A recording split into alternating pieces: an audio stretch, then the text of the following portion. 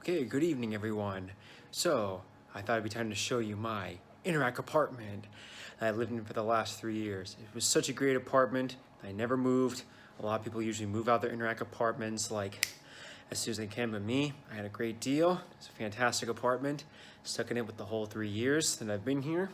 So, let me show you guys. Now, before you go to my apartment, there's something very important that you must do, and that is you must acknowledge my spiritual protector. He is allowing you to come in. That's why he's shaking his head back and forth. And this is a sacrifice to the mouse, a seashell I found at the beach. He is very happy.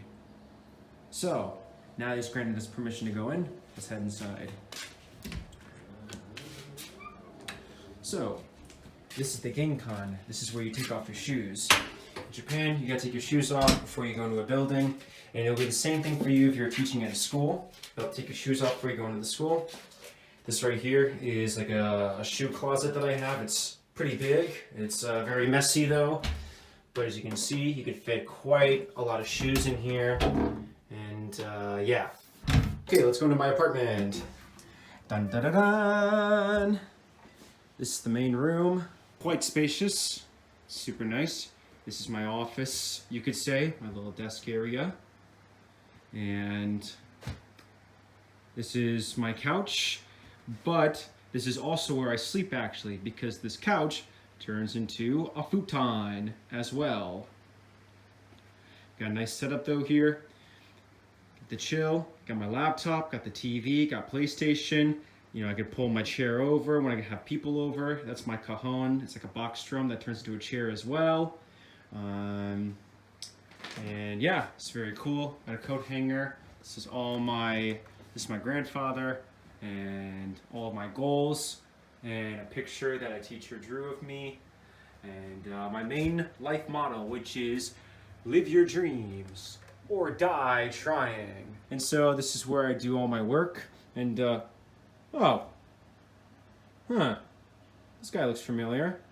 Funny that he popped up on my computer while I'm giving a tour of my apartment. So this is my Kindle. It's quite dirty because it's a few years old. I'm showing you this because I recommend for people who come and live in Japan, if you plan on reading, especially books in English in Japan, I 100% recommend bringing a Kindle over, because I have never seen a Kindle or any kind of ebook in Japan, and most Japanese people I've spoken to, oh my god, this is dirty. Most Japanese people I've spoken to have never, ever seen a Kindle or heard of one. And if you're going to be on the countryside, it's going to be pretty hard for you to get English books that you want, so I highly recommend bringing an ebook over so you can keep reading whatever you want. This is my coin jar, and I actually want to point this out to you because if you are looking to save a good amount of cash without trying, I highly recommend at the end of every day that you're in Japan, throw all your spare change into a jar or a box like this. You don't think it would do much, especially coming from America where everything under $1 is a coin. But in Japan, everything under 1,000 yen, which is like the equivalent of $10, 10 US dollars, is in coins. For example, this coin is worth 500 yen, which is about 5 US dollars. So this right here, these 5 coins, this is the equivalent of 25 US dollars. So that's what I mean. In Japan, if at the end of the day you toss all your change in a coin jar, it can rack up pretty quickly. Just from doing this alone, I save like somewhere between like 150 to 200 bucks a month just from doing this alone, between like my grocery shopping and going out and all that. Okay, so let's continue. Enough about this area. So over here is the kitchen area. The angling's a little weird in this apartment, so sorry for the bad angling my camera, but So in Japan, most apartments do not have an oven, and especially a massive oven like what you're kind of used to in like an American house. And so I have this, which is like, it's a kind of a microwave, but also like a mini oven. So whenever I'm baking, I use this for baking or for cooking pizza or whatever. And then this is your stereotypical microwave. And then this is my rice cooker. It's very, very easy to use, and I strongly recommend getting a rice cooker yourself because you can save so much money. Rice is so cheap in Japan, and you can just cook up like a week's worth of rice super easily. Just put on some different toppings, and you will save so much money when it comes to grocery shopping. So this is the kitchen area. One thing I do not understand, though, about this apartment, which might be why it's so cheap, is how high these shelves are. Like, even for me, I'm over 6 feet tall, and even for me, like, I literally cannot organize this. This is, everything's gonna fall at some point. But, like, I can't even, like, reach up here, let alone organize what's up there. And I'm well above average for a person living in Japan. Well above average in height, I mean. Maybe in intellectuality as well. No, just kidding. I suck. Okay, next here is the bathroom. And so the cool thing about Japanese toilets is that you can actually wash your hands here and the water goes down into the toilet, like this. So you can wash your hands here and it goes right down into the toilet, which is pretty convenient and very efficient. So this is the bath and the shower. I always shower. Hopefully this is not too dirty for you guys. It does come with a bathtub. Like I said, heating up the water for taking showers and everything is so expensive that I literally never use this bathtub. I tried using it one time, taking a bath once, and my heating bill was like over $100 after using this thing one time. So I have not used this since then and probably never will. It comes with a mirror that points straight at your feet. I really don't know what the point of this is, but there you are. Okay, I've been saving this room for last. So originally this was supposed to be the bedroom, but in Japan you're not gonna get much space with where you live. Like this apartment is enormous compared to a regular Japanese apartment. But the point is, you gotta take advantage of the space you get. So I turned this into my bedroom, and I'm a wannabe drummer. So I turned this into my practice space. Dun dun dun dun. This is where I practice the drums. I turned this from a bedroom into a practice room. I even got some LED lights from America. And I got my great-grandfather watching over me.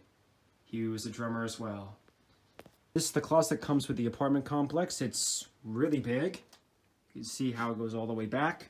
You got storage space down here and up here as well. And another window.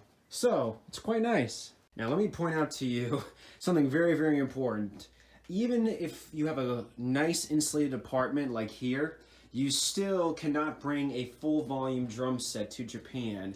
Like, you're gonna like piss off the entire neighborhood. So, if you're a drummer, I recommend buying mesh heads for your drums. So, that's the loudest it can go. This is my drum pad. But underneath, let me show you quickly. This also is a mesh head. So I don't know if that sounds loud on the camera, but in person, it does not sound loud at all. It never penetrates the walls. And then these are like silent cymbals that I bought for the apartment. It may sound loud to you when you're watching, but in person, these do not sound loud whatsoever. I've had people over, and they said they could barely hear this in the next room. So if you're a drummer, come to Japan and you have the space to make your own practice room, 100% get mesh heads. That's, see how quiet that is? That's literally the only way you're gonna be able to play drums in your apartment in Japan.